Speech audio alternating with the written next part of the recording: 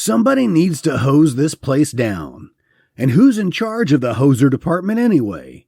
We're going to need something more than a squeegee to clean up after Riki Oh.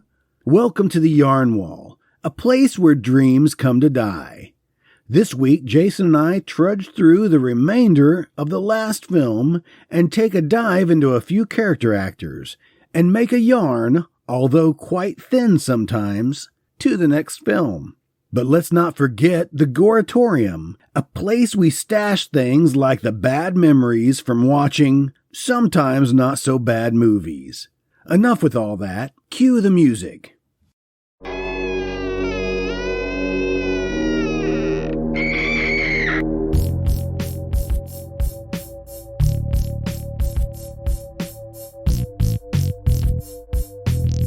Yeah, they're dead. They're all messed up.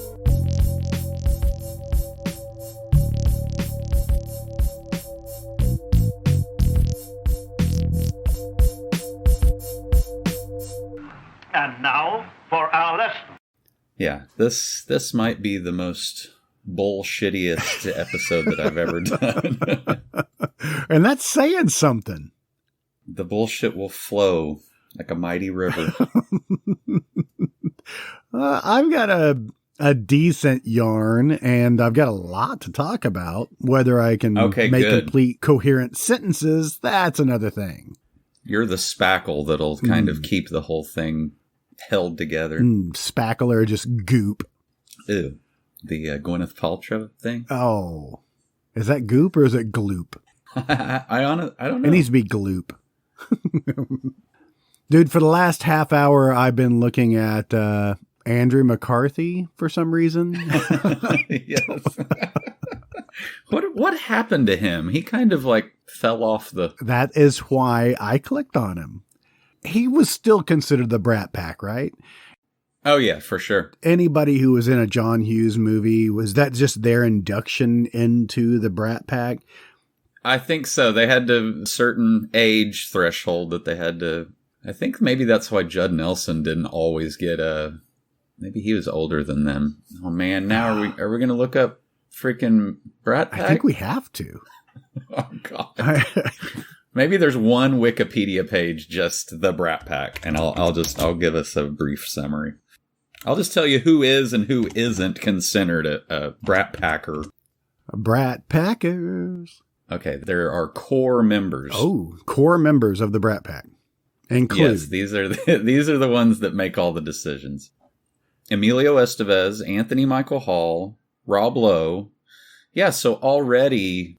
there's not... Rob Lowe's never been in a John Hughes movie, has he? I'm sure he has. I don't know. Oh, man. Andrew McCarthy, Demi Moore, Judd Nelson, Molly Ringwald, and Ali Sheedy. Now, I would say... Oh, what's that other girl? She's in all the same movies. Not Mary Stuart Masterson. Not Ione Skye. Yeah, she's a little too young. Melissa Gilbert dated Rob Lowe during all of that, so she's kind of like a honorary Brat Packer. Really? You'd say Sean that? Penn, maybe? No, this is all just my personal... Oh, that's just your opinion? Yes. That's just your opinion, man.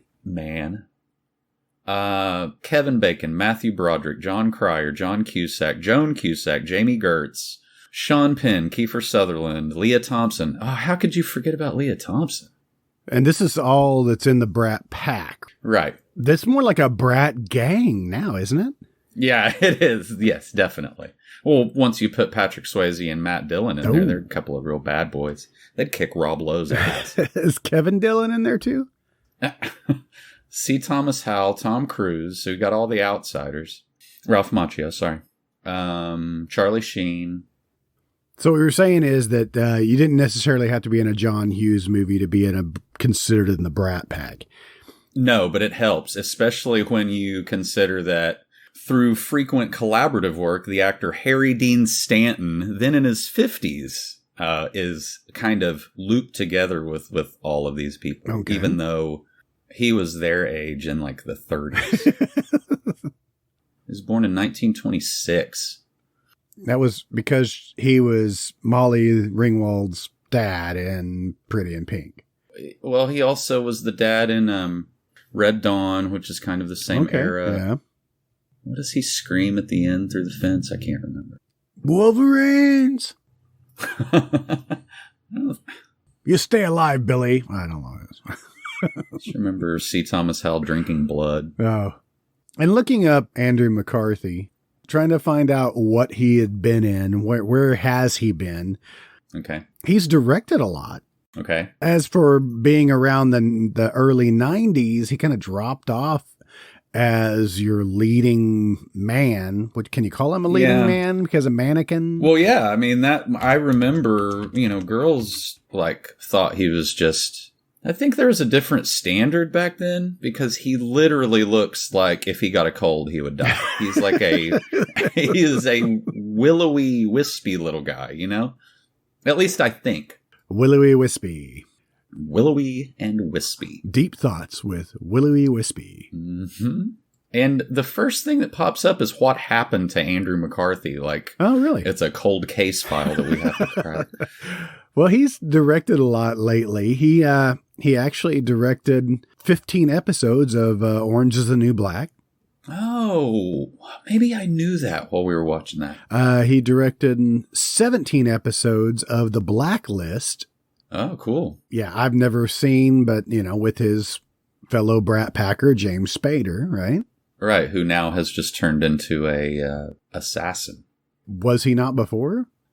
When did that happen? He's always the bad guy, right? He's always been the bad guy. He's always been smarmy. He's the guy you love to hate. Yeah. Were they all in Less Than Zero together? Is that right? Let's see. Less Than Zero, 1987. That would be James Spader, Andrew McCarthy, Jamie Gertz, Robert Downey Jr. Oh, man, that movie. That was on HBO a lot, and I was like... I think I've seen it one time all the way through, and I'm like, this is not funny. No, it is not. Why did I think this was a comedy? Written by, oh gosh, what's his name? Bret Easton Ellis? Yeah, who's he? He's the same guy that did... Oh, American Psycho? Yeah. Yeah. Well, that was funnier than Less Than Zero. Oh, that was a real knee slapper. That book has scarred me. Really? I checked it out from our library, and man, I mean, it's 1,000 times worse than the movie. Really? Things that the author would spend pages on to tell you about, just torture, killing, I might have to check it out. He also wrote a movie that I enjoy, The Rules of Attraction, which was James Van Der Beek. It got Jessica Biel in it, Kate Bosworth. It's a college asshole movie. I've always liked it. I've never seen that. I don't know why I like it. It has oh, there it is. Shannon Sossamon, who was the chick in A Knight's Tale. She's got that little mole on her face. Yeah, she's just really cute. Okay. Yeah, you don't know who I'm talking about, do you? He was the love interest in A Knight's Tale. Okay, I've never seen that movie, but okay then. I've heard that it is a movie. That's all I know it as is a movie. All right. It's on film. It was recorded. They filmed it on film. Back to Andrew McCarthy. Like I said, he's directed a bunch of shit. He did a lot of TV shit in the 90s. And I think that's where maybe he got away from, being a Brat Packer. Right. He did a movie called I Woke Up Early the Day I Died, which is written by Ed Wood. Okay. But this was 1998. Okay. Yeah. Adapted from a... starring Billy Zane, Tippi Hedren. Oh, boy. Ron Perlman. Of course. Christina Ricci. If you pulled this team in fantasy football, it would be crap. And it's got Bud Cort, Taylor Negron, and Carol Strickland in it. Oh, my God. Whatever. Lurch. Oh, okay. Oh, my God. Crazy ensemble. That is a wild cast. What was that for again? I Woke Up Early the Day I Died. Okay. It's also the longest title ever. Yeah. It reads, a cross-dressing mental patient escapes from an asylum and robs a bank. The money is soon stolen from him, and he embarks on a killing spree in an attempt to retrieve it. Sounds hilarious. Okay. But this led me to look up Ed Wood just briefly, just to look at his bio and look at some of his interesting trivia, because he's an interesting guy. Yes. His movies I enjoy them. Do you? All right. There's one called The Sinister Urge that you get the feeling that the people that are in it are not acting so much as they are just being themselves, on film. They showed up. There wasn't a script. Yeah. That's what happened. Just smoke cigarettes and drink. Mm-hmm. And roll. Yes. One bit of trivia in here that I had to read from Ed Wood. His first wife, Norma McCarty, who was in Plan 9 from Outer Space. Yes. His first wife, Norma McCarty, kicked him out of their house on their wedding night when she discovered that he was wearing women's underwear. Right. She was not into it. Not into it. The marriage was never consummated, serving as grounds for an annulment less than 4 months later. If scroll down a little bit more, his marriage to Norma McCarty was never legally annulled by the time he married his second wife, Kathy Wood, in 1956. Someone who didn't mind that he was wearing women's underwear. Right. Have you ever put on your wife's underwear, though, just as in a hurry? You're like, I need something. Yeah, I think maybe one morning when I just didn't have any clean, like I had forgotten to do laundry or something. Yeah. And you didn't want to free ball it while you were at work for 10 hours. It's no big deal. I do it all the time. It's comfortable. I've worn my wife's underwear. Yeah. I've even showed it to her, thinking that, hey, how you like this? And just see what. That was the only way I got into her underwear that day. That whole thing was just for that joke. Just for that joke. Yeah, that's how today's going to go, guys. Man. And while we're at it, welcome to the Yarn Wall. Oh, my God. What do we got? Where are we at? 13 minutes. Okay. All right. I'm Tim Kornman, and with me, as always, is Jason. I'm going to change your middle name. Okay. Give me something. It has to start with an A. Let's keep this initial the same. Oh, we have to keep it the same? Yeah, I don't want to get confused. All right. Jason A. Walker. Yes, perfect. Got it. I was going to say Zuvius. You kind of threw me off on that, so. I'm sorry. I think Zuvius would be a great middle name. I do too. I don't know how to spell it, but whatever. Me neither. All right. Well, we are coming off of a vacation. We had a week off. Yeah, that was really nice. Poorly planned week off. Yeah, exactly. Our planning department sucks. Yeah. It really does. It is virtually non-existent. You could take out the virtually. It is non-existent. This is the first I'm hearing of it. Well, we had to fire everybody in our planning department. Right. We couldn't afford them. Raise the minimum wage. Can't even make minimum wage. Yep. We took a week off and to celebrate our 1 year of doing this podcast. Wow. Podcat is 1 year old. Wow, that's amazing. Or his teeth are from a much older cat, though. He confused the vet when we took him in last. Mayor Winningham. It took you 10 minutes to come up with her name? Yep, it did. I couldn't think of anything that she was in. I do like her. Oh, well, I could have clicked on a St. Elmo's Fire. I got that fucking John Parr song stuck in my head for the rest of the day. Go ahead. Belt out a tune. Oh, no, I'm not going to. There's a saxophone, and I'll just leave it at that. That's a boring movie. I used to, I got excited when Breakfast Club was on, but no thank you, St. Elmo's Fire. It's all the Brat Pack people, contemplating their 30s or whatever, or their late 20s. I wrote a screenplay like that once, and I don't think I ever finished it. You got bored with your own screenplay. Yeah, I did. You're like, man, these guys are really whiny. It was called Life, Love, and Other Complications. Oh, that's a good title. You like that title? Yeah, I do. It'll never be seen. That's not a movie from around that era? It sounds like it should be. It should be. So Mayor Winningham, man. She was always like a friend that no one, Yeah, she was never a leading lady. Right. That's all we say about that. That's all I'm going to say about that. Although St. Elmo's Fire had Malton Balsam in it. Martin Balsam. Did it really? Yeah. Who was he? Oh my God. Mr. Beamish. That's Mayor Winningham's dad.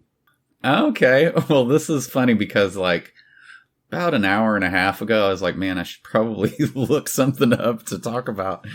And I ended up just watching and looking up Mitchell, the Joe Don Baker movie. Mitchell's on the corner. Martin Balsam's in that too. He's Rudy. Tootie. He's Cummings. Mr. Cummings. I might as well start talking about the whatever I have that I've cobbled together. I originally was looking up Richard Matheson because so many of his short stories and they're all just stuff that we love. And he just wrote a ton of short stories. I think I looked him up because I caught the last of the Vincent Price version of I Am Legend. Okay, yes. What is it called? Omega Man? No, not Omega Man. I think it is called The Last Man on Earth. I think you're right, because Charlton Heston was Omega Man. Yeah, that was Omega Man. They've adapted this movie 1, 2, 3, 4, I think 5 times, with the one with Will Smith being the 5th one. Yeah. The worst of all of them. Yes. All I needed to know from those movies is if they kept his original idea and plot, and I don't think any of them do.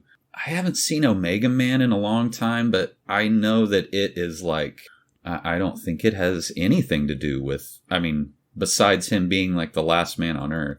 What about I Am Omega? Yeah, that's the one I was talking about. I've never seen that one. Yeah, that's Mark Dacascos. Yeah, right. And it's fairly new, right? It's like in the 2000s. 2007, and same year that Will Smith did it. Oh, interesting. Yeah. I wonder which one was more popular. That was probably one of those, we talk about this a lot too, that on the video shelf, how they have the cheaper version that came out that just changes the title just a little bit to try to get off the same. Yes, like Transmorphers. Yeah, this is exactly the reason. And the little kid's like, Mommy, can we get Transmorphers? You're like, I don't think that sounds right, but I want to get it. I don't know. I didn't realize that Richard Matheson wrote Jaws 3. Wow. That's the one in 3D, right? Yeah. So he came up with the concept of let's do Jaws just like the first one, but in 3D. Okay, so films based on his stories. It's a little segment I like to call Jason just reads off of Wikipedia. Stay focused here. He wrote a lot for Twilight Zone. He did he wrote the 20,000 feet, or Nightmare at 20,000 feet, the one with Shatner and the gremlin on the... Was he the first person to write that story? Yeah. Interesting. Well, I'm just thinking about Twilight Zone 1983. So yeah, it was the same. It's just, same he plot. originally wrote that story. Yes. That's awesome. The only thing that's different between those two stories is the monster in the first one is like just a guy with like carpet samples over. Well, feel free to look up what the monster looked like or watch that episode. All of Twilight Zone is on Netflix, I think. Okay. He wrote for Night Gallery also. There's a fact in here that he was almost as prolific as Rod Serling for writing Twilight Zone episodes. Wow. All of his stories are kind of like that, fantasy or sci-fi, and they have like a twist at the end, kind of. Yes, that suit for Nightmare at 20,000 feet is... it's not great. It's a shag carpet. It is. I really enjoyed the monster. I wonder who made that creature for the movie. I guess we could look it up, but... Yeah. So he wrote Duel, which you have talked about recently, that was probably months ago. Sure. He wrote the Night Stalker, the movie that... Yeah, Darren McGavin. Yeah, the Night Stalker. Yeah. Yeah, 1972. Night Stalker was a movie, and then it was a series, wasn't it? Or is it just 2 movies? Well, I think it was a series of movies, right? Okay. I thought it was like a TV show, but... Yeah, it was just like Kolchak is what it was, right? Right. That's it. This is kind of all over the place, too. He did The Incredible Shrinking Man, 1957. The Incredible Shrinking Woman, 1981. I don't know what that one is. Galaxy glue, galaxy glue. What would you do without galaxy glue? Oh, okay. Now, Kolchak was a TV series. It was Kolchak, the Night Stalker TV series. Right. 20 episodes. Gotcha. But then there are also movies, too. Yes, The Night Strangler. Yes, that's the second movie, right? Correct. Did you know that he wrote Stir of Echoes? I was just looking at that. And I think I knew that before because we've watched that movie, I don't know. Tons. Hundreds of times. Yes. Still love it. Great movie. I don't think I knew that he wrote The Box. Yeah. Which is a short story, Button. Yeah. Yep. I never saw it. That was with, what's her face, right? Yeah. Cameron Diaz. Yeah. And the guy that plays Cyclops. What's his name? Marsden. Yeah. You don't like him. He did better in The Stand. Yeah. He wrote Somewhere in Time with Christopher Reeve and Jane Seymour, yeah. Yes. I love that movie. Good It seemed movie. like there was a ton of time movies when I was a kid. Like The Time Machine was always on. Somewhere in Time. What's the one where Malcolm McDowell is... Time After Time. Time After Time. God, we've probably had this discussion 30 times, but... Did we talk about how William H. Macy was in Somewhere in Time? No. 1980? I need to get my eyeballs on that. I need to see a pic. Ooh, he better be in here. There's 101 pictures. He's got to be in here somewhere. Christopher Reeve with a bowler on. Christopher Plummer looks like the KFC Colonel. Susan French was in Somewhere in Time. She was Aunt Elizabeth in House. Oh, great. She was the old lady that, yeah. Wait, that was for like 1 minute before she hung herself? That's it. Well, the movie I'm going to make a yarn to today doesn't necessarily fit. We have talked about it endlessly, and we're going to continue talking about it until we finally do it. So that's why I pulled the rope, cinched the knot. Mm-hmm. Got any more rope analogies for us? What kind of knot was it? I don't know knots. I don't know knots. I cannot find William H. Macy. I can't either. There's a little kid, and I was like, oh, he kind of looks like him, but then it's like, oh, maybe he would be much older than that. Oh, he's a critic as W.H. Macy. Huh. Anyway. Critic for what? Oh, he goes to a play, maybe? Fuck, I don't know. You have driven us into a brick wall with this. It was bound to happen. Richard Matheson. Yes. Prolific writer, died at the age of 87. In 2013, he passed. A lot like with Stephen King. He got his start writing short stories. He was a journalism, had a master's in journalism from somewhere. But he just started sending his short stories into magazines and got a book deal. Awesome. He wrote It's Alive. Ooh, really? Different story. Oh, okay. A loony farmer finds a prehistoric monster hiding in a cavern on his land.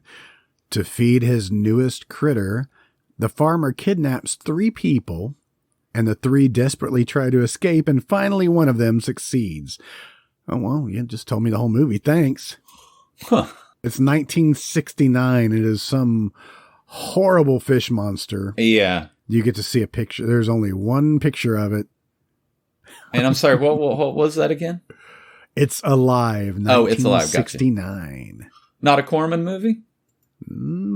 Probably.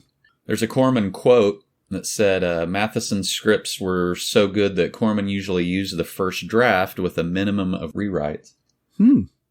He did adaptations of House of Usher, Pit and the Pendulum, and Tales of Terror for Roger Corman. All right. Interesting. The Pit and the Pendulum was probably one of Corman's biggest hits at the time, wasn't it? Yes, for sure. Yeah. All of those, for that matter. House of Usher, I think, was too.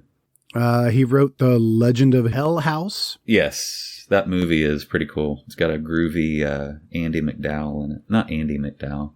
Roddy McDowell. Close enough.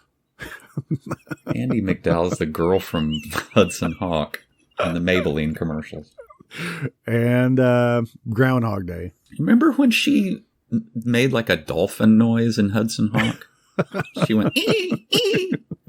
It was after they hit him with that knockout drug or whatever. They're just sitting on the floor and they can't move. Her and Bruce Willis. I remember that. Anyway, is this your deep dive? Is that who you got into? Yeah. I mean, he just is. There's so many, adjacent things that he's done. Responsible for a lot of things. His short stories are, they're like Stephen King's short stories. They're just kind of short to the point. He's perfect for Twilight Zone and Night Gallery. They wrap up in 30 minutes. And did you read Stir of Echoes? No. The only one of his that I've ever read, I think, is I Am Legend. Okay. And was it a short or was that yeah, it's pretty short. Novella. It's not quite a novella. 1974 Dracula with Jack Palance. 1974 Dracula is searching for a woman who looks like his long dead wife. Huh. Okay. Jack Palance playing Dracula. Oh my God. Can you I need to see a picture of that. Give me your best.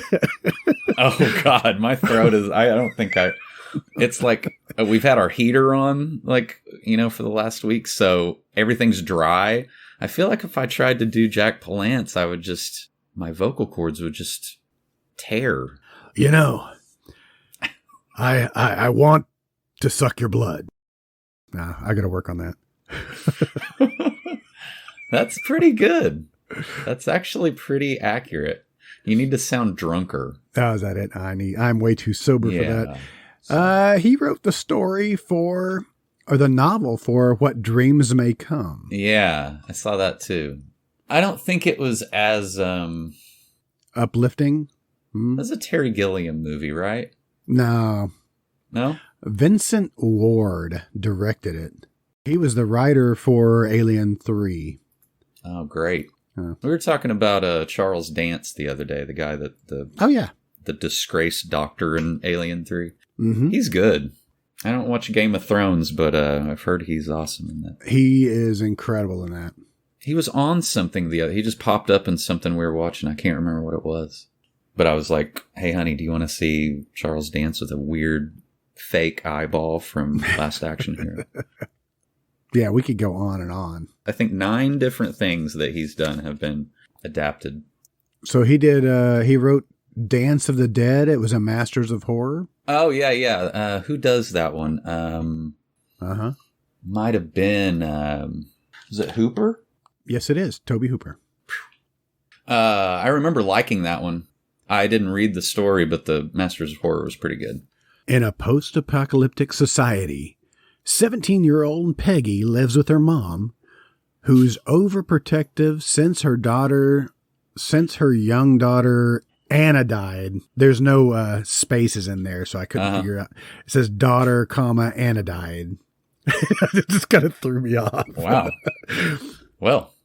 Since her young daughter, Anna, died, Peggy works at her mom's restaurant when two punk couples come to... Two punk couples. Now, this is boring. Yeah. Peggy's attracted to... Oh, my God. It's just a long synopsis. It's a summary. Yeah, it's not that complicated. Yeah. Robert Englund is the MC for like a Fight Club type of thing. Okay. Zombie Fight Club? I don't know. I don't know if I can't remember what the thing is. I don't know if they're zombies or it's definitely like post-apocalyptic, I think. Anyway, interesting. Pam McCartney is just an actress, uncredited, but it says she's the apocalyptic waitress. Oh, that's a great name. That's a good, like, Judas Priest album title. Billy Corrigan did the music for that one. That's all I got. Yeah. I mean, I don't have much for today. My brain is like tapioca. I understand.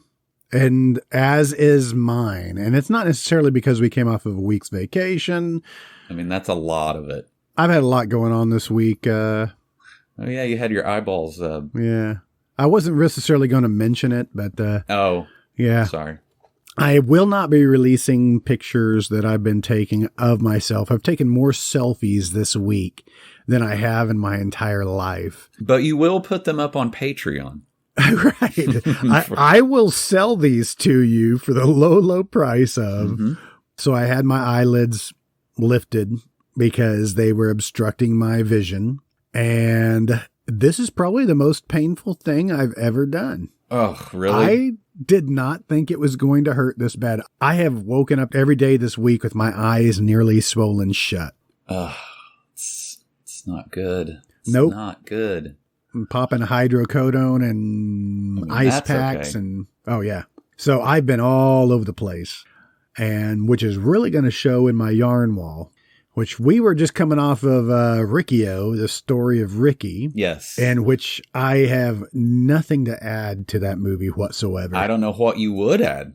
Were you able to go back and watch any of the animated? Yes, I did watch a few, though. I like the animated very much. Yeah, so you've been kind of beaten about the face, neck, and head. Mm-hmm. I look like Jack Elam took an Italian sausage to me. Yeah. You went into the doctor and you're like, can you make one of my eyeballs look completely over in the other direction? They said, say no more. I want eyeballs akimbo.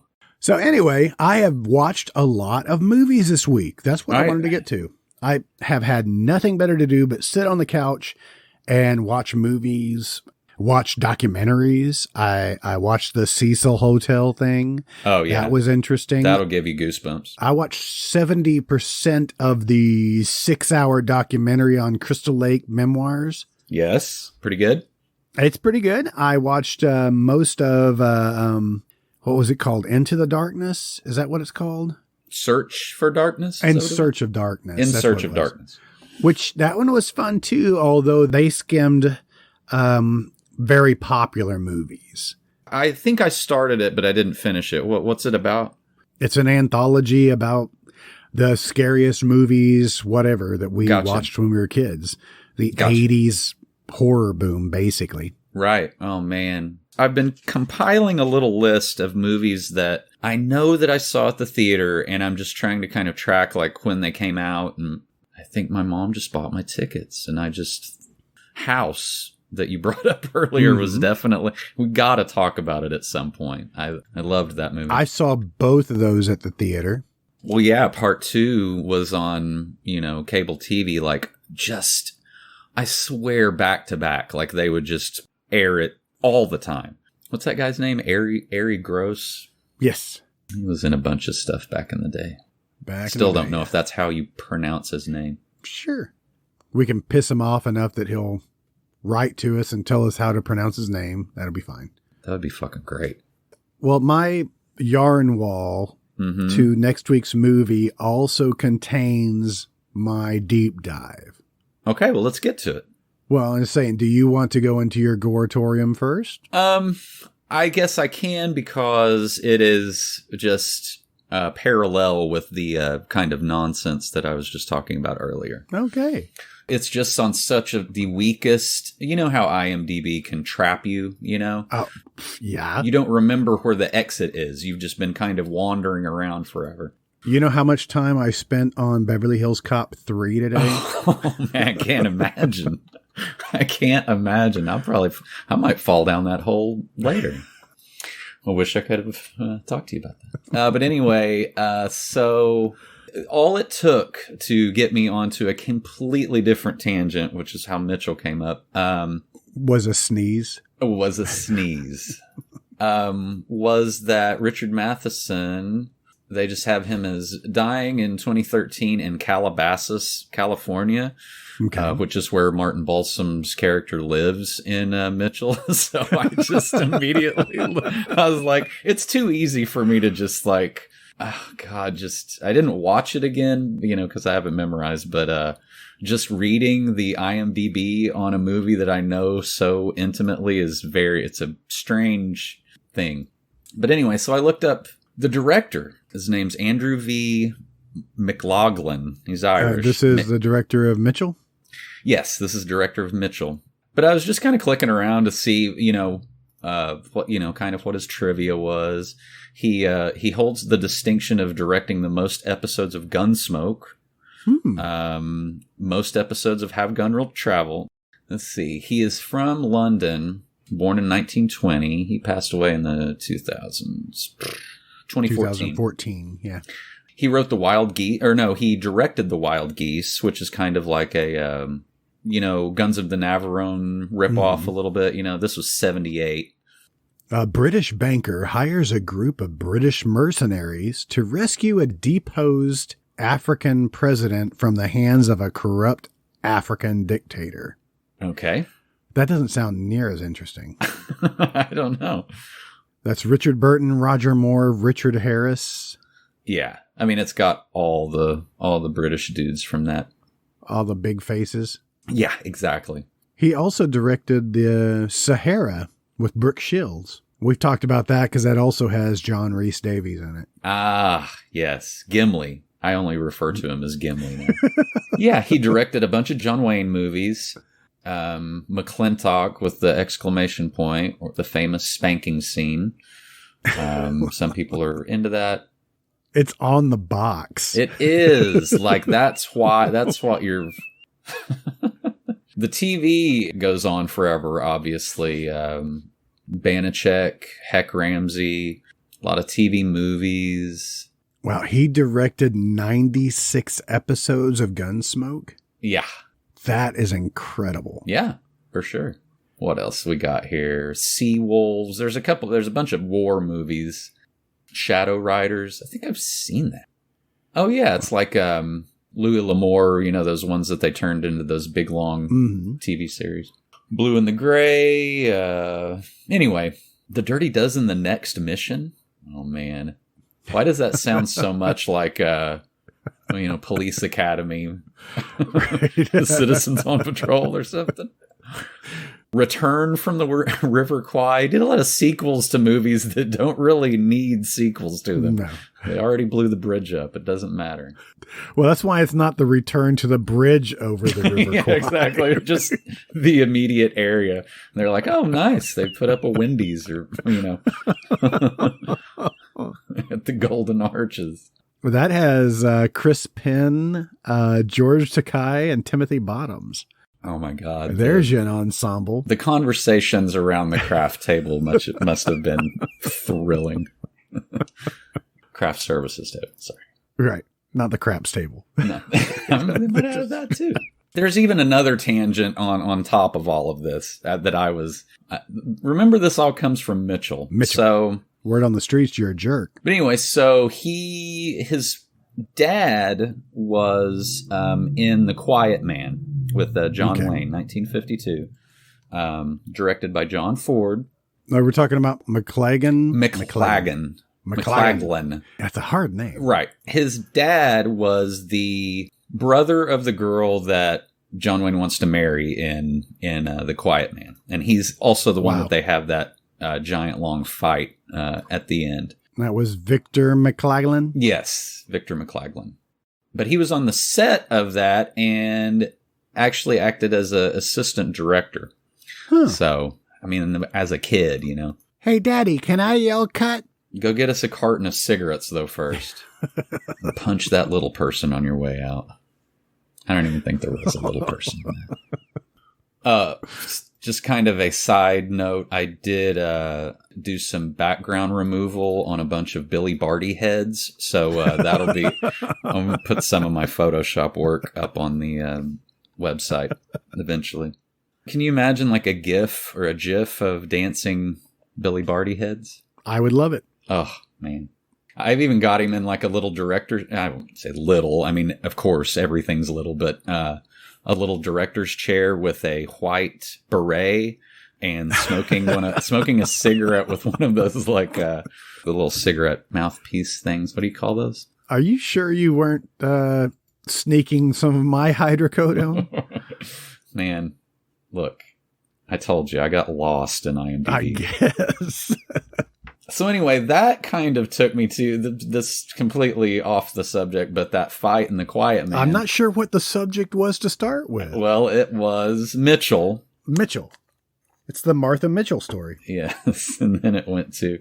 Oh, I got some trivia on Mitchell. I don't know if I've ever looked at this stuff, but it's obviously got the car, loses a headlight, and then mysteriously it's back in the next scene. Why is he downshifting in an automatic? That They merged successfully. Yes. My heart was in my throat. Yes. Cadillac that he picks up the old lady in is a 1975 model. And then later when he puts the dicky on the car, it's a 1967 model. So come on, guys. Run, Mitchell put a dicky on the car. Yep. When Mitchell climbs over a fence at one point, he clearly falls and is headed towards landing on his back. And then his landing's shown from the other side and he lands on his feet. A Joe Don Baker will always land on its feet, just like a cat. He's like a ballerina. Okay, so I have two major tangents, and you can shut these down. You can help me out. I'm kind of enlisting people. Also, I know that I've brought this up before, but there is a helicopter pilot in these movies. Right. I looked him up after I edited that episode where you brought him up before that you were trying to figure out who he was. Yes. I looked him up and I wrote him down as well, but I did not put him down for today's shit. So this is perfect. But that's the thing is that I have no information more than, because I looked him up too. Anyway, the point being that during this little stretch of time on into the 80s, like late 70s to mid 80s, there was this helicopter pilot. I don't know do you know if vehicle people are considered stuntmen? If he's just there to fly a helicopter? It may be that he had his helicopter pilot's license. He had access to a helicopter and also was in like the Actors Guild. Right. He may have just cornered that market. Yeah, he's kind of does it all. But the thing is, he's very recognizable.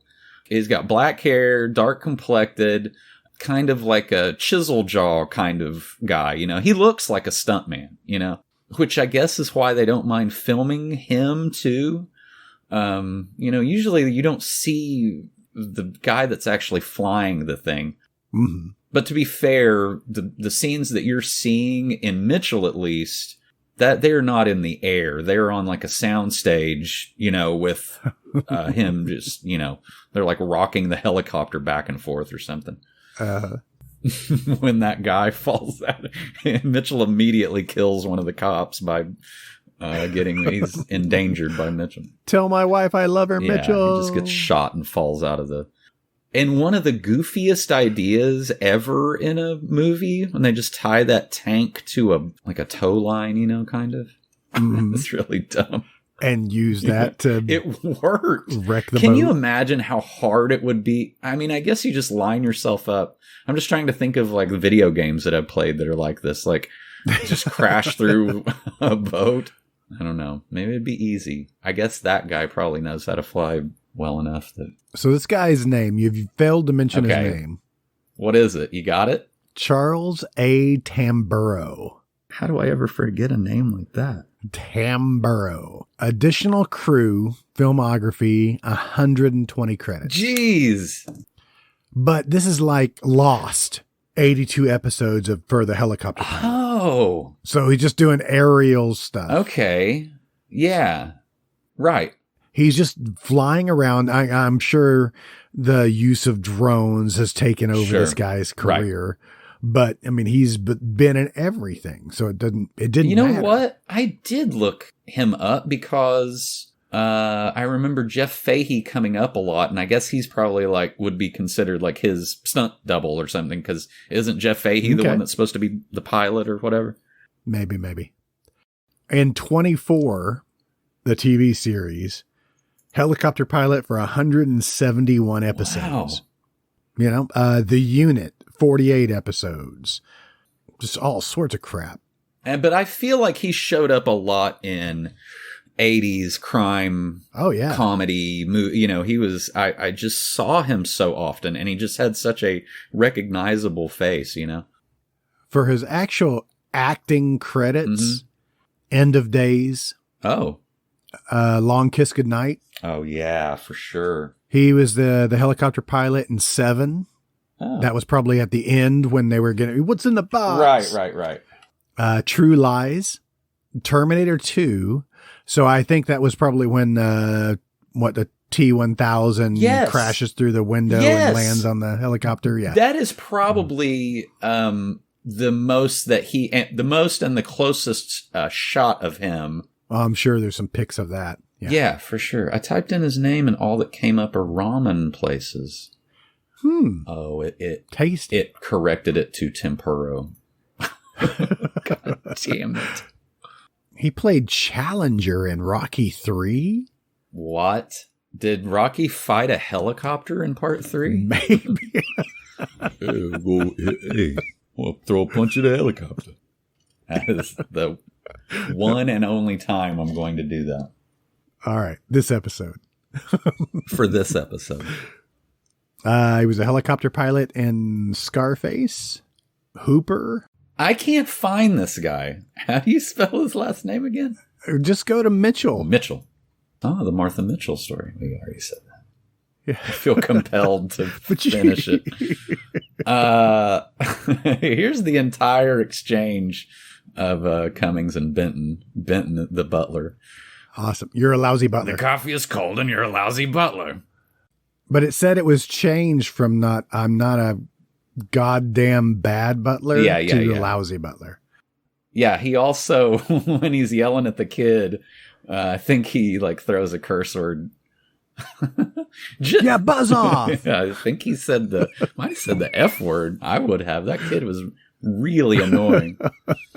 Man, if you look at his lines from that movie, the dialogue is so good. Do you have the script for Mitchell? Is that what you... Well, it's just every, where they have quotes in IMDb, it's literally every line of his is quotable. Awesome. He says, I've got beer and ... vodka. And just spills the beer all down her leg. Well, she was going to smell like beer one time or another. Watch out for falling rocks. Well, watch out for snakes. Yeah, watch out for snakes. All right, John Tesh, I know you're in here. We could spend the entire rest of the episode just quoting Mitchell. You want to call it? We can call it. Oh, my God. You want to keep going? No, let's not, because I'm going to send you the back and forth with the kid, and next episode we're going to act it out. Okay, we're going to play it out. Who am I going to be? We can, whoever. We'll flip for it when we get to it. Cummings is crossing Galano. You're like, is that what's happening? Because I've lost track a long time ago. Tell Mistretta that I talked to Galano. I looked up that guy, too. He's the guy that played Galano. Harold J. Stone? Yeah. Ooh, he was in The Man with X-Ray Eyes. I looked up Morgan Paul, too, and he's Mistretta. Mistretta. He's the one that went and picked up Martin Balsam so he could ball him out while they were driving around the block. Anyway, it all comes back to Mitchell eventually. Did we already talk about Dirt Blocker? That sounds like a product that you would, as seen on TV. Are you having problems with your dirks? Try the new Dirt Blocker. Come get some Dirt Blocker down here at the L&G 5 and Dime. I'm covered in dirks. You know what I need? A Dirt Blocker. Get the new Dirt Blocker 5000.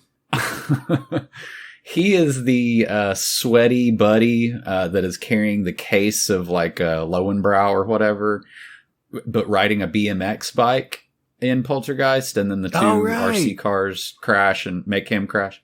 He manages to shake up all the beer and fucking bust 2 of them. He's the worst beer run guy ever.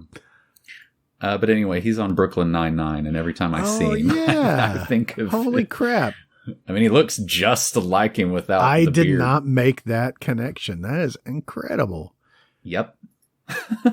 You know what I did not know is somewhere in Midnight Madness, which we are going to have to do at some point, Eddie Deason has a bunch of other Eddie Deason copies of him in that movie. There's 4 of them, and they all look like the guy from Devo. That's their team. Okay. Right. Okay. Oh, man. Am I going to need to make a connection to that today? Oh, please, if you could make it easier on me. I don't know that I've ever seen it all the way through. I mean, it was on TV a lot. But it is your turn, I think, unless you have anything else you want to... I'm going to bring this Mitchell reading back. Maybe we're going to do a couple of these, maybe. I mean, Mitchell did seem like a TV movie, you know, that was just stretched out until it could actually be like a feature film. But I would almost watch that movie without the MST treatment, I think. But you would be saying the treatment in your head as you're watching the movie. That's true. I could, because unless I could like wipe that from my memory. I think it's funny, the kind of like slob cop trope. Okay, yeah. You know what I mean? That you'd see back then, you know, just like overweight, you know, like not really that sharp. You know, they kind of just like stumble into things. It was a thing. There's a lot of movies to prove that. I think they're funny. But anyway, John Saxon was in that too. R.I.P. Rest in power. Can't get enough of John Saxon. Can't get enough of the sax man. Ooh, can you imagine if he played the sax too? Okay, so let's hear it. We came off of Riki Oh. And like I said, my deep dive is going through one of the actors that's connected in my yarn. So we'll just get right into that. And we can talk about Riki Oh for a while and the actors that go in this, and the different shit that they've been in. But I have not seen jack shit when it comes to Japanese martial arts films. I think the guy that I used to get to that movie, he's probably has the most credits of all of them, I think. I mean, you know, stuff that we would actually know what it is instead of like, you know, soap operas or something. Japanese soap operas. The cast for Riki Oh, most of them have gone on to do lots of different shit.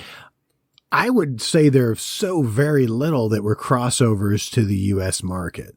Yes. Now, back in the 90s, we had a lot of crossovers. Because I think the early 90s, late 80s, early 90s, we got into this martial arts phase. Yeah. I mean, I guess like Bruce Lee technically probably exposed a lot of Americans to martial. I wonder what the first martial arts movie is that I just know that Enter the Dragon everybody was like, holy shit.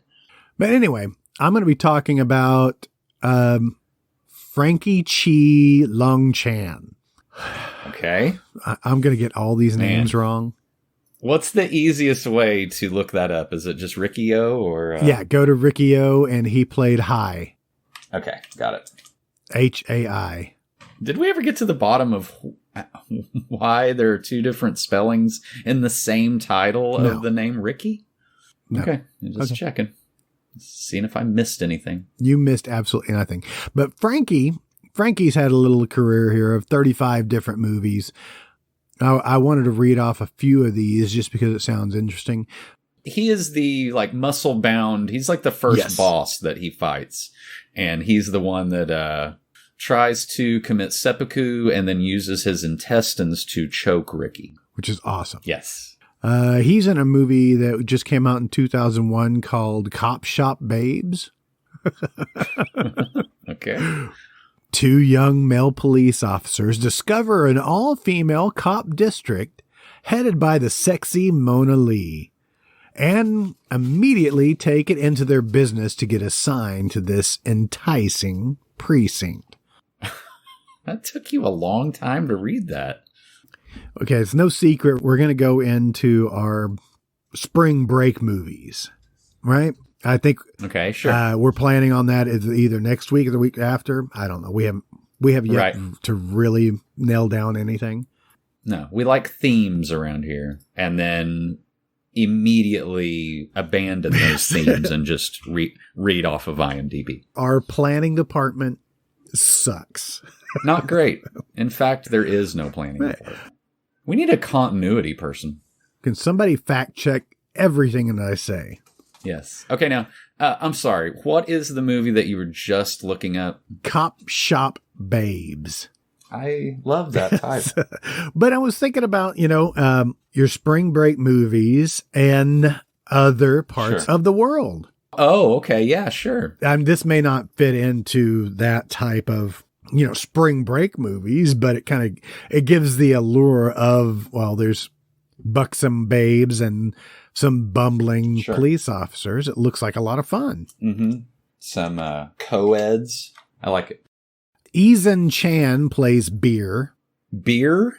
Tat Ming Chung plays Eggplant. Okay. All right. San Lee plays Peggy. Let's just Obviously. Rachel Fu plays Boney. Okay. And our guy Frankie Chi Lung Chan plays Muscle. He's just muscle. Just Muscle. But they kind of sound like that would be like a spring break montage of names. Yeah, sure. Yeah. Oh, you forgot Weiling Lamb as Dynamite. Dynamite. Yeah, the cover of this is just a bunch of girls in various swimsuits with guns. Yeah.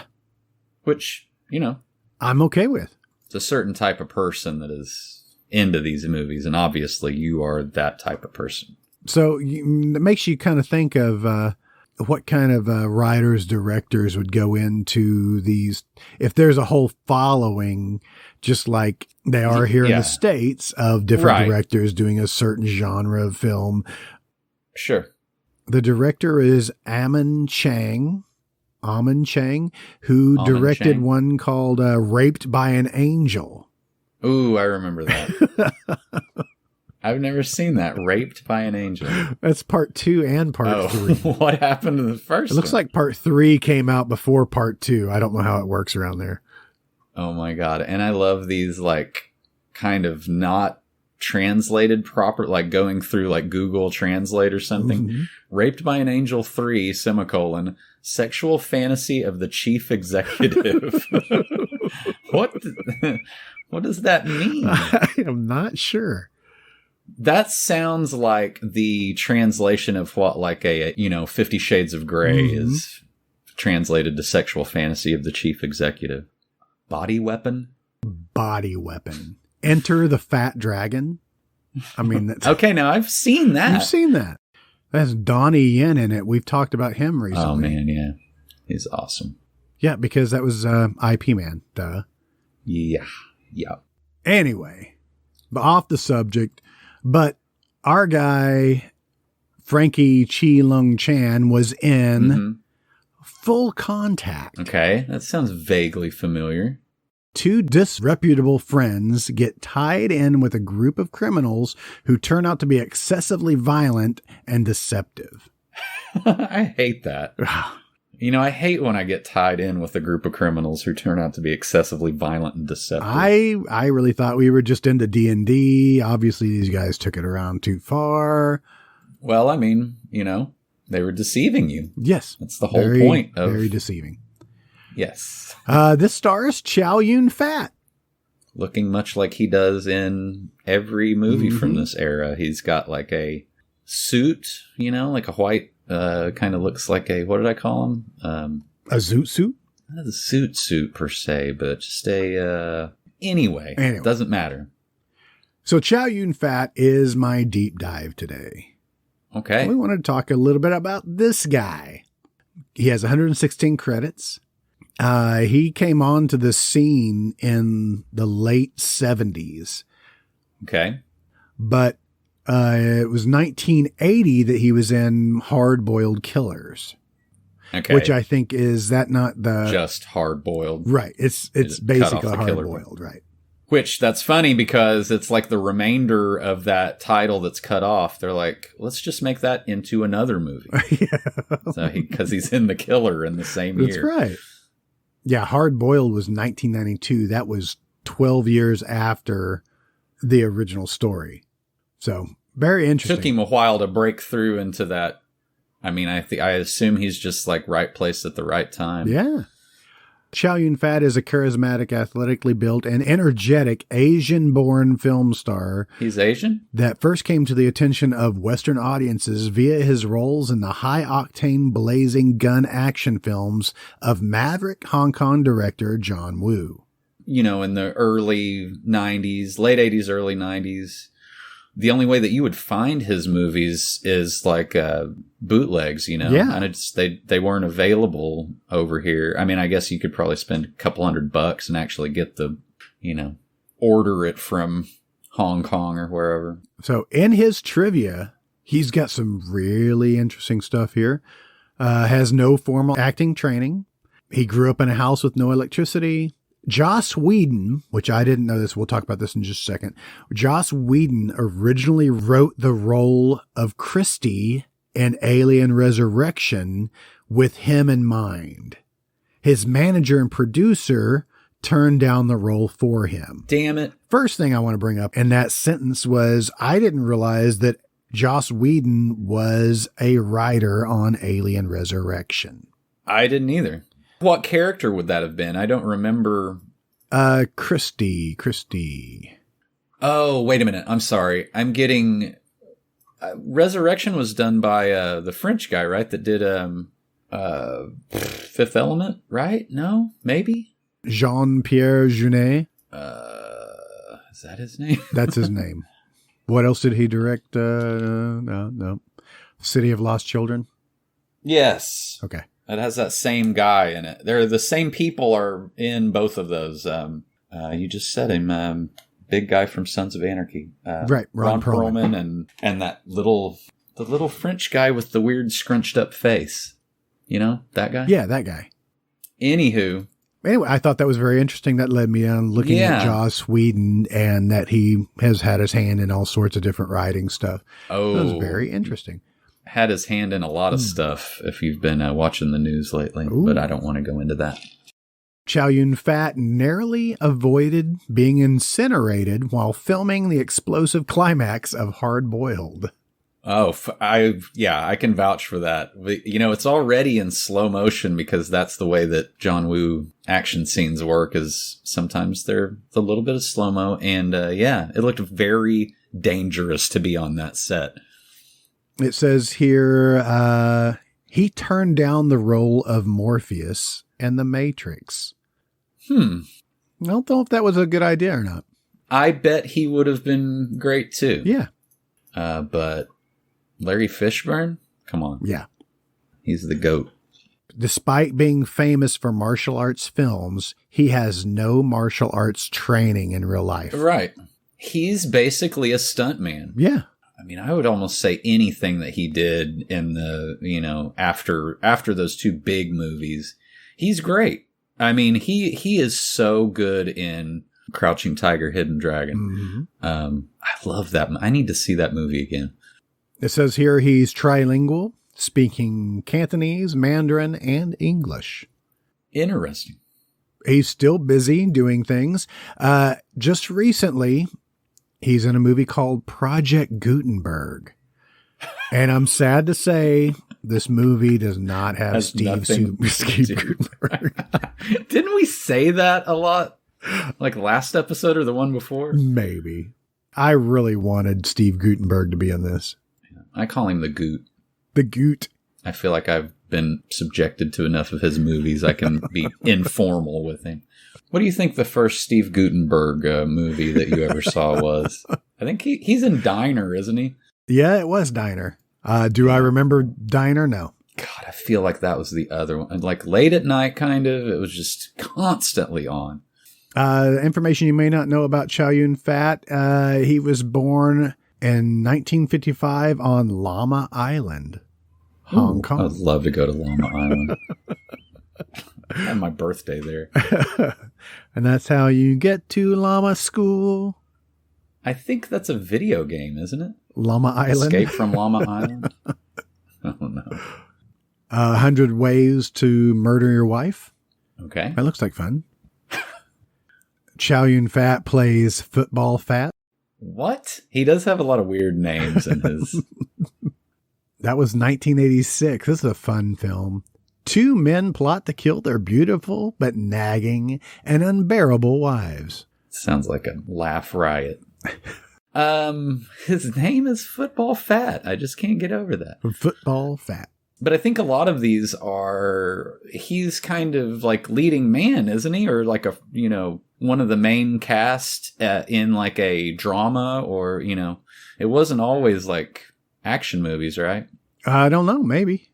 By the way, I was wrong. He's holding a gun in like every movie he's in. Every movie? I mean, John Woo, I guess. Really, every movie, guys are ambidextrously shooting guns. Oh, yes. Gun in each hand. Did you ever see The Corruptor?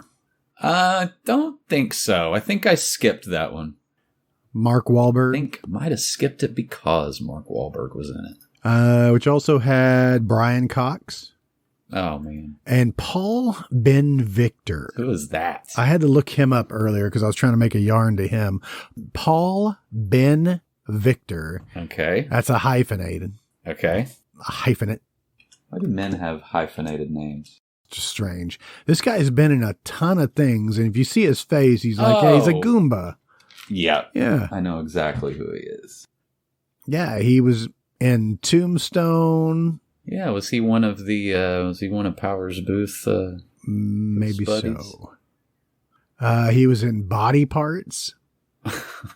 Extreme Justice. I was looking at all sorts of different things to try to make connections, which Extreme Justice was Lou Diamond Phillips and Scott Glenn. I'm trying not to go back in order to go forward, Yeah. I mean, I could do any type of yarn like that. I won't do it. I don't like to go backwards. Good. And I wonder if you could get like, we say if you make a yarn to James Hong, then it's open. You can go anywhere you want, right? Yeah. Right. If you want to spend the time, you can connect James Hong to everything. For sure. He's been in everything. Man, there's a scene of, I don't know what, Very Mean Men. It's Paul Ben Victor, Billy Drago, and Burt Young all in a bar. Ooh. And it just looks like at least two of these guys have heart failure at this point. Oh, Scott Baio's in it too, and Ben Gazzara. Okay, I'm going to click off that because it's going to draw me into it, and I'm not today. Not today, Billy Drago. Dream Lover. Oh, God. That was with James Spader and Madchen Amick. That was not the one. I was thinking it was the Christy McNichol one. Yes. Right. That's the one I was thinking of with the guy from The Facts of Life? Maybe. Oh, man. We'll cut all of that out. No, I'm thinking of My Demon Lover. Remember that one? Scott Valentine. Yeah, that guy. He's kind of like if Mickey Rourke had like a fucking head trauma. That's what you would get. But he does. I tripped over Mickey Rourke so many times today. I know. He was just laying there. And he had a suit on, but it looked like he hadn't washed it in forever. So I went from Full Contact with Chow Yun-Fat. Oh, yeah. That's where I remember that way back As when. I was talking about The Corruptor, that's when I got off on that. Okay. Yeah, Bulletproof Monk. Oh, yeah. That was okay. Yeah, you remember that? That was Sean William Scott. Mm-hmm. Yeah. Mako. Sure. I wanted to talk about him for a while. Yeah, he's great. What's his story? He just looks like that? Yep. He's 5'4". Oh, my God. You imagine having a little Mako hanging out with you all the time? He passed away before he was able to play Master Splinter voice. Oh. For the TMNT cartoon. It would have been fucking perfect. Man, that sucks. I went back and forth. I was all over the place trying to make this yarn because actually I picked out a movie that I wanted to do and try to make my way to it. Right. Did you get anything out of Project Gutenberg, which I just love to say? No. I'm sad to say that went nowhere. Dragon Ball Evolution I looked at. Oh, cool. Yeah, I remember when he did that. That was 2009. Everybody was real excited about that Dragon Ball movie, and then the more that came out about it, everybody was like, "Ew." Did it suck? I never watched it. That's a no look good. I don't know. Are you a Dragon Ball fan? No. Then I'll probably love it. You probably love it. Oh man, this looks real bad. Real bad. So anyway, Chow Yun-fat was also in Anna and the King. Yes. This was Jodie Foster, and I think this got a lot of critical acclaim, but I've never seen it. Isn't it just the story of the king and I? Is that it? I guess so. I don't know. The story of a romance between a king of Siam and a widowed British schoolteacher, Anna Leonowens. Perfect. Nailed it. During the 1860s. All right. It has Jodie Foster, Chow Yun-fat, Tom Felton, which I should have known my kid would probably kick my ass because I didn't bring him up. He was Draco Malfoy. Oh my God. In How Harry did Potter you not series. know that? Yeah. I don't know anything about the Potterverse either. So looking at Tom Felton stuff, he's actually got a decent career started for him. I mean, granted, being in all the Harry Potter movies, he's got it under his belt. He also did Rise of the Planet of the Apes.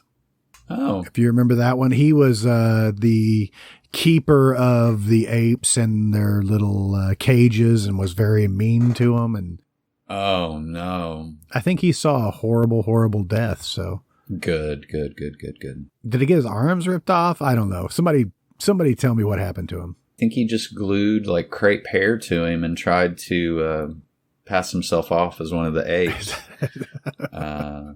And then just Andy Serkis just beat the crap out of him. Mm-hmm. Tried to mount him. He shouldn't have dressed as a girl ape. He shouldn't have put that blonde wig on and the lipstick. Is that? I don't want to go into it, but that's Andy Serkis thought he was a girl. That's on the warning label. Yeah, exactly. I just feel like I need to bring this up. Why, since Gollum, is Andy Serkis been in literally every movie that has any type of mocap or... Don't know. His credits now, he probably has been in 300 movies since Lord of the Rings. Does he just move? He just keeps those tennis balls on his... That's just what he wears to get out of the house now. I'll get trapped on his stuff. I might have to look him up later. You didn't take the bait. Or I'm fine with not. I feel like that's what this podcast is us trying to trick each other into forgetting what the hell they were talking about. Fun in his trivia here, uses his Gollum voice on his children for fun or when they misbehave. God. Yeah. That's enough. I'm clicking off of that. Okay. I'm not going to talk about Andy Serkis. I'm still looking at a bunch of CGI monkeys. You know what would have been fun in those movies? I know the newest ones are pretty serious. I mean, although you can see a monkey that looks like the one from Any Which Way But Loose riding a horse. Yes. But... I'd like to see like a rodeo monkey in one of those, like they just strap them to a dog or something. Have you ever seen those little rodeo monkeys? Like the ones that steal your quarters when they're doing the little music box thing? Yeah. Yes. They staple hats to them and then make them ride dogs. Anyway, I'm going to click off of all of that. Anytime you bring up monkeys, though, I can't help it. I've talked about this movie. I haven't talked about it in a long time, but Kicking and Screaming. Mm-hmm. One of the goofball actors in that was, they were talking about different movies that had monkeys in it. Uh-huh. And he would just randomly name off monkey movies. Uh-huh. But one of them was Monkeys, Ted and Alice. And right. That's pretty good. I love that. That's the only reason I wanted to bring it up. Good. I like that a lot. Movies were gross back then. I just think about like, what is that guy's name? Goulet? No, not Goulet. Who's the guy that was in the movie MASH? Elliot Gould. Right. Just the thought of him naked in a bed with, so gross. And that is how Velcro was invented. Mm-hmm. Little known fact. He got stuck to, what was the other guy in that? It was the guy from I Spy. Robert Culp. Culp. The Cultmeister. Yeah. Turns out he had kind of spiky front chest hair. Elliot Gould had a lot of like furry back hair. Loops and hooks. And they kind of tumbled onto each other and got stuck. And that's why they went over budget on that film. Yeah. Yeah. Took days. I love those old Hollywood stories that we make up. Anna and the King also has Bai Ling in it. Oh, man. Where are you taking us? I'm taking you all over the place. Are we going to do... Okay, never mind. I'll let you just go ahead. You think you know? No, I'm not. Tell me now, and then I'll shoot you down. No, I'm not going to be cocky. I'm going to write it down then take a picture of the time on my computer. So I can prove that I thought of it. All right. Well, Bai Ling's, she's got a great career. Oh my God. She's insane. She was born in 1966, but 126 credits. 1994, she showed up in The Crow, and that wasn't even her first credit. Right. She was in, I didn't really look up her trivia. Well, she's in Exorcism at 60,000 feet. So. Oh, well, she's got that going for her. Was one of People magazine's 50 most beautiful people in the world in 1998. Oh, okay. Her name means white spirit in English. Okay. Oh my God. She was in the Cosby Mysteries. Oh no. Oh man. I've got a lot to say about that, but I'm not going to say any of it. She was arrested for shoplifting in Los Angeles International Airport on February 13th, 2008. Just a little Bai Ling trivia. She was in Star Wars Episode 3, Revenge of the Sith. Oh, okay. Yeah. I think she was in Playboy around that same time where she was holding a lightsaber on her spread. Huh. Maybe I should put that differently. Yeah, don't say spread. Really? The only thing that I know she's in besides a movie I won't name is the Crank movies. I remember her having an Uzi at some point. Okay. Those movies, I could watch. I've probably seen them both a couple of times. They're just in and out of my head. Like I have fun while I'm watching them, but then I take absolutely nothing away from them. I may have seen the first one. But I don't know, on the second one, doesn't he like take jumper cables and put them to his nipples or something, you know? Yes, yeah. I believe he does. I think he clamps it onto his tongue at some point too.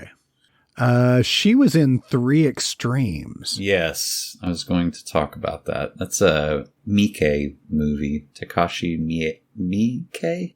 Not Takashi Mike? I don't know. I don't remember 3 Extremes. Do you have anything to add for that? Was it gross? Yes. It's anything directed by that guy is going to be gross. Okay. Why can I not? I've had his name down how I said it, and now I'm like stumbling over it. Miike? Because there's 2 eyes? Mm-hmm. I don't know. You know, he did Audition, and he's done 1,000 movies. Ichi the Killer, 13 Assassins, Gozu. I mean, and all of his movies are so weird and cool and violent. Yeah, he did Imprint, which was a Masters of Horror, and I get it confused with 3 Extremes because they came out within a couple of years of each other and they're similar. Okay. No, I don't know a lot of his stuff, so maybe I should spend some time. Yeah, you'll have to prepare yourself. Anyway. Anywho. Bai Ling. Interesting career. She was in Red Corner. This is where I'm doing a flip on you because you're not going to know where I'm going now. Oh, man. I'm so confused already. Red Corner. Oh, my God. I can't even find it right now. Oh, is she the one that put the gerbil in his butt? In that movie? Is that a Richard Gere movie? Yes, it's a Richard Gere movie. Oh, man. She's also in Sharknado 5. Red Corner was 1997. That's Richard Gere, Bai Ling. I vaguely remember Bradley Whitford. Oh, interesting. Peter Donut. James Hong. Oh, wow. And that's when I was saying, if you can make a connection to James Hong, you can go anywhere. You're gold.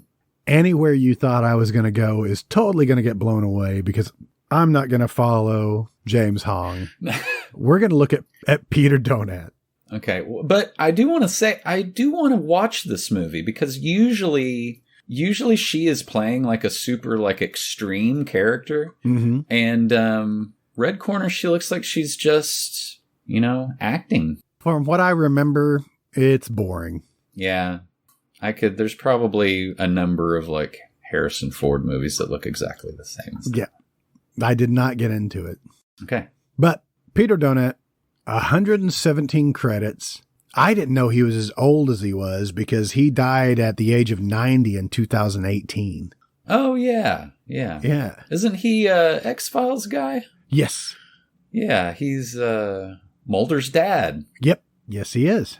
Gotcha. Okay. But he's been around for quite some time. Back in the 50s is when he got his start. He's in The Godfather Part 2. One of those character actors just shows up in everything. Yeah. He's been on TV since way back. Oh, yeah. Lou Grant, Rich Man, Poor Man, Book 2. Mm-hmm. It was Mission Impossible, I Spy, which we just brought up. Murder, She Wrote. He played several characters in Murder, She Wrote. Time Tracks. We've talked about Time Tracks, haven't we? A cop from the future sent back to contemporary times to track down fugitives hiding in the past. Time Tracks. 43 episodes. Also Future Cop. I like the simplicity of that name. Future Cop. What is he? He's a cop. He's in the future. It's Ernest Borgnine. Peter Donat was in Skin Deep. Oh my God. When are we going to do that movie? I know. I want to. I want to watch it again. Yeah. But Peter Donat was in Fist. Okay. F-I-S-T, 1978. I think we brought this up before because we were like, well, what does Fist stand for? Right. It's an acronym, right? Right. And that was a Joe Esterhaus story. Oh. Norman Jewison directed with Sylvester Stallone in it. What? Hang on. Where are you? Fist. Peter Donat, 1978. Oh, you went back. F-I-S-T. There it is. Got it. What does FIST stand for? A rebellious Cleveland warehouse worker rises through the ranks of a trucking industry union to become the union president, but his organized crime links caused his eventual downfall. That sounds so boring. Yep. Rod Steiger, Peter Boyle, lots of big old faces. Melinda Dillon. Peter Donat. I thought you were saying donut too. Probably. I mean, it might as well be. He looks like his skull is so close to his skin. Like if you just like scratched it with your fingernail, you would see just a white bone. What does FIST stand for? I don't know. I was just trying to find that out. Somebody help me out. Can we get to the bottom of anything? Can we answer one question today? Oh, wait, you answered the one about the helicopter pilot, so we're good. Peter Donat was also in the porn that Sylvester Stallone did, too. Oh, was he? Yep, he was... He was the lube boy? Ooh. Somehow, I bet there is a lube boy that just has lube in like a Wendy's ketchup container or something. He's just like... Or a super squirter. Super soaker. Oh, man. Just a jet of lube.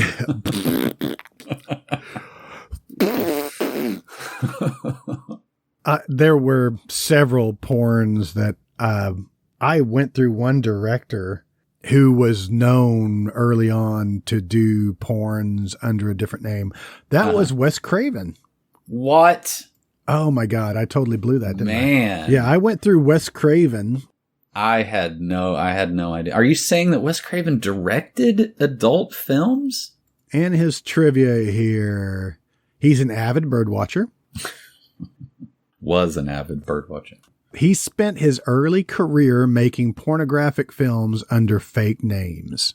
That is wild. Wes Craven. His first hit was The Hills Have Eyes in 1977. in which I think I was reading, Sean S. Cunningham.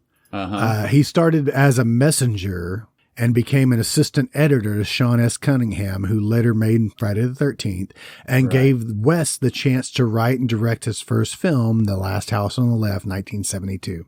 And what did they call what he did he was a runner? Yeah, he was a lube boy. He basically got cocaine for everybody. Right. He knew a guy who knew another guy. He's the Coke boy. Coke boy, I say. Coke boy. Anyway, yeah, I came across that today. I'm sorry. That was a big tangent that I could have saved for some other time. My mind is reeling. So let's go back to Fist. Can we now? Because I'm going to wrap up this yarn wall. Let's get this over with. Okay. Peter Donat was in Fist with Rod Steiger. Oh! And if I tell you who Rod Steiger is, you're going to tell me what next week's movie is. Okay. And go right ahead. It will be a little movie called The Kindred. The Kindred. Oh, please let it still be good. Oh my God. I have a feeling it isn't. I know. That's one of those movies that there's just some unexplained thing where maybe it was, what's her name? Amanda Plummer? Amanda Pays. Yes.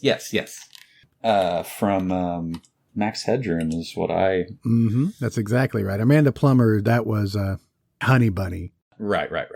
Do you know that that's Christopher Plummer's daughter? Yes. I looked that up just recently too, and that probably got lost somewhere in my notes.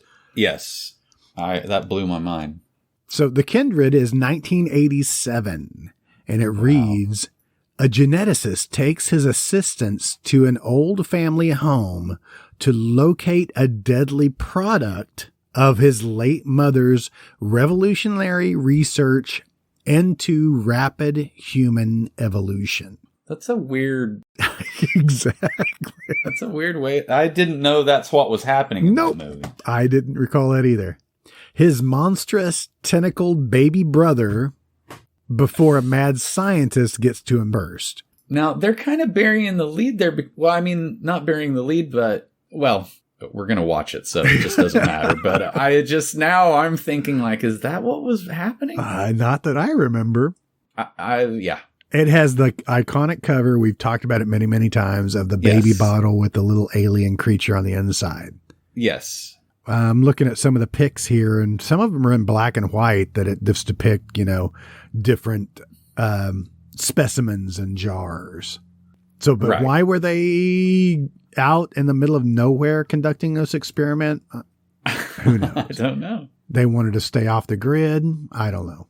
Man, I already have so much to talk about with that movie, and I've only looked up one person. It's going to be pretty good. I'm excited because we keep talking about it, but I think it's the same thing you just said. I hope it holds up to my expectations. Yes. I kind of don't even want to look at any of this. I just want to watch the movie and just let it wash over me, I think that would be very wise. Bunky Jones is in this. That's a girl? She's only been in a couple of things. She was in Grotesque. Oh, okay. And she was in Hide and Go Shriek. I love that cover.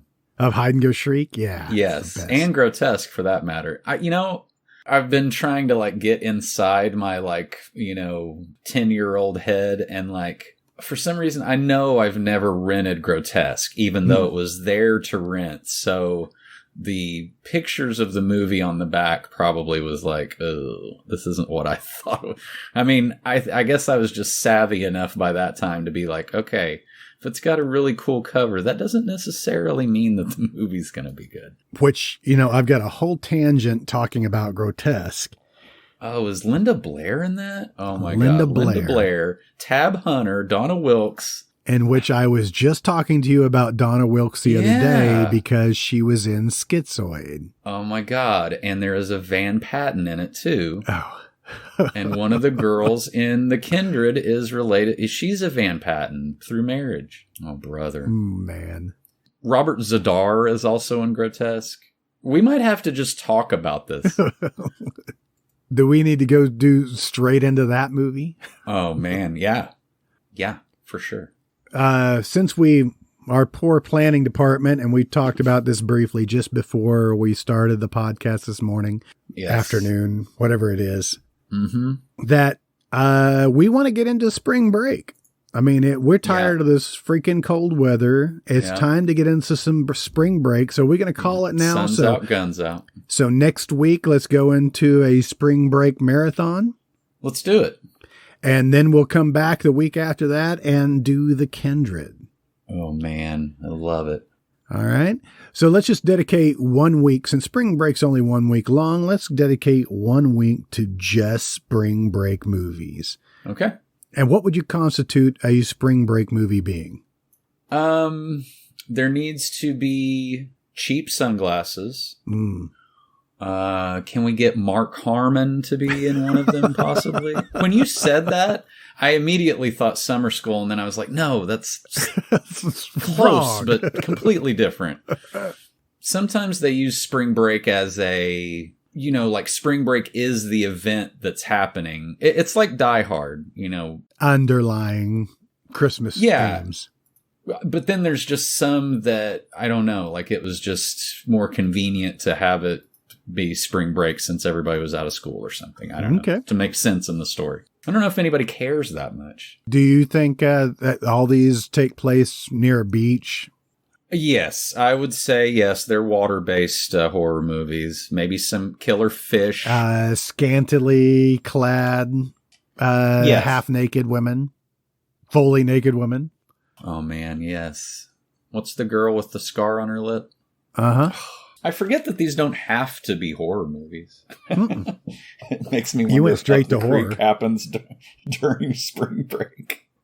You went straight to like humanoids from the deep. I'm like, God. Yeah. Is that considered a spring break movie? Ooh, sure. I guess. Wasn't Jaws a spring break movie then? Oh, yeah, maybe. Yeah, for sure. Well, then we're going to have to limit it a little bit. No good movies. How about that? Oh. I mean, April Fool's Day. It's a classic. Was that a spring break movie? I don't know. It came up when I Googled spring break horror movies. Ah. Throw out a few more on that list just to give us an idea what's on there. Let's just look at the first few that pop up. And this is under spring break horror. I looked up spring break horror movies on Google. The first thing that pops up, and this sounds encouraging because don't know that I've ever heard of it, a 1991 movie called There's Nothing Out There. Does not look good. It appears to have either a critter or the little fetish idol from Trilogy of Terror, kind of tearing through the box. April Fool's Day is next, which I, of course, love that movie. There's Nothing Out There is a trauma, by the way.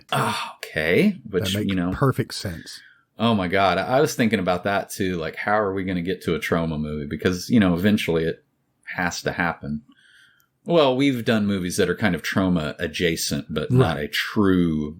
I think Evil Dead actually falls on the original Evil Dead falls under the. I think I saw that in there. Yeah. There's a picture of Christopher Lee in his Wicker Man getup.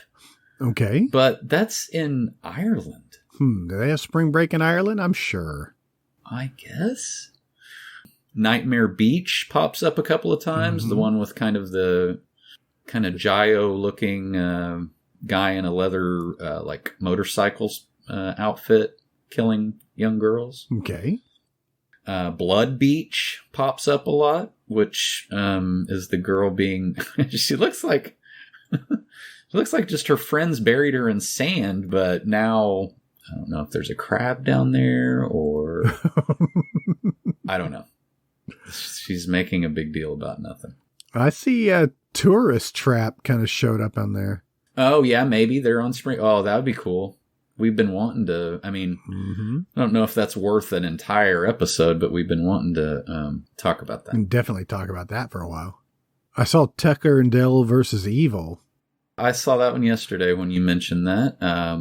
I don't know if I've ever finished that movie. Really? I know. Now you know what you're doing this afternoon. Of course. Jeepers Creepers, technically, but, that'll have to come with a disclaimer, I suppose. Was Cabin in the Woods Spring Break? No, Cabin Fever is. Okay. Well, yeah, Cabin in the Woods should be too. Yeah. Anyway, there's plenty. Plenty to pick from. Yes. Shouldn't forget that probably the most important out of all of those is, I think, Piranha. Maybe the original Piranha occurs during Spring Break. Keep seeing all of those pop up. Yeah. 3D is popping up more than the original movie, which makes me think maybe they didn't make that clear. I'll have to do a little research. I've never seen Piranha 3D either. Was it 3D or 3DD? 3 double D? Yeah, there was a double D one too. I think the same guy did a couple of those. Yeah, I think so. Which was, what's his face? Yeah, the guy that did... Feast. Is it Clu Gulager's son? Yeah, thank you. Billy Gulager? I don't know what his name is. Nope, he didn't do Piranha 3D. Maybe he did Piranha 3DD. Yeah, okay, yeah.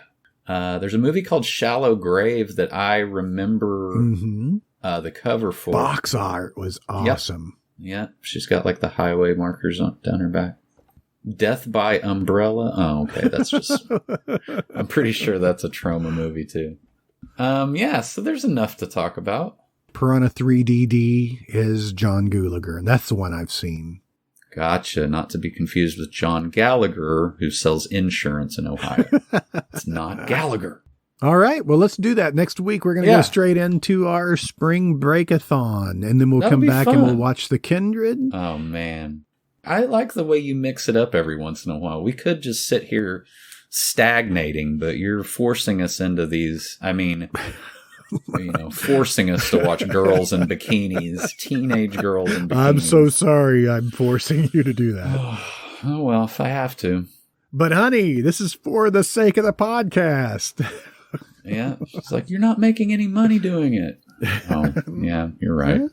Then I just weep uncontrollably for an hour. And speaking that, thanks for the segue, Jason. If you want to help us support this podcast, you can do so by going to our Patreon. And for as little as $1 a month, you don't even have to do a monthly thing. You can just throw us a few bones. That would be fine. Yes. But for as little as $1 a month, you can help support this podcast and make sure that we're going to be on the air for yet another year. Fingers crossed. Yeah. Who knows what we're going to come up with if we keep this train rolling. For $3 a month, I will give you access to all of our director's cuts. Wow. They're at least a 20 minutes extra on the director's cuts of our movie episodes in the moratorium. The value is really worth it, I think. That's a few bones for a lot of banter. Yeah. Most of it incoherent. Yeah. Yeah. Much like today's show. The rest of the podcast. Yeah.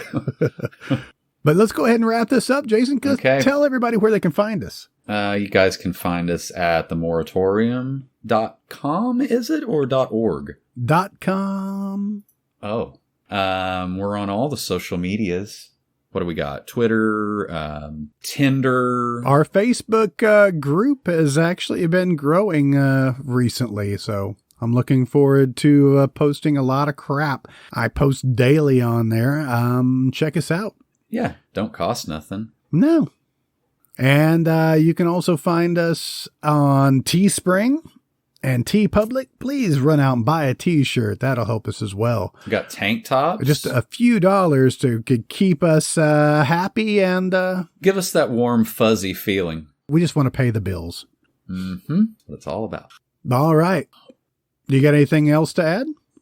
No, not really. I just think that when we look back at this episode, it is an episode, and we did record it, so no one can take that away from us. Technically, we did our jobs. Yeah, we got them on a technicality.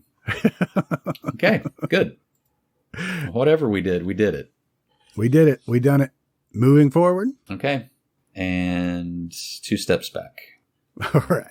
All right, guys. Bye-bye. See you later.